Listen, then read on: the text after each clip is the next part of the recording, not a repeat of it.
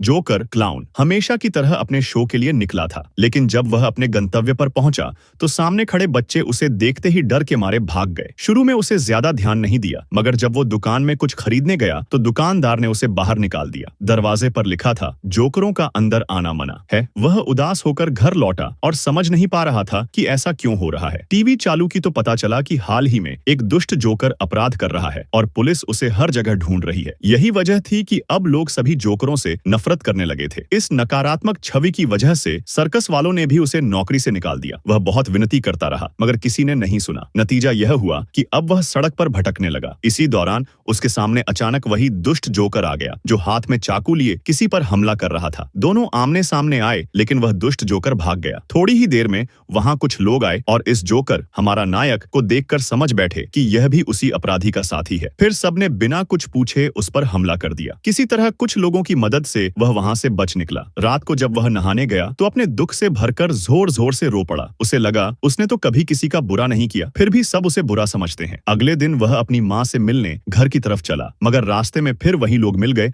जिन्होंने उसे पहले पीटा था। वह जल्दी से समझाने लगा कि ये सब एक गलतफहमी थी, पर तभी उसके पैर के नीचे केला का छिलका आया और वह फिसल कर गिर पड़ा। यह देखकर सब लोग हंस पड़े। जोकर ने देखा कि अब माहौल हल्का हो गया है तो उसने अपने हुनर दिखाने शुरू कर दिए। सब लोग बहुत खुश हो गए और माहौल हंसी खुशी में बदल गया। लेकिन तभी असली दुष्ट जोकर फिर से वहां आ धमका। उसने उनके नेता को चाकू मार दिया और भाग गया। जब पुलिस पहुंची तो उन्होंने हमारे जोकर को ही अपराधी समझ लिया और उसे पकड़ कर ले गए।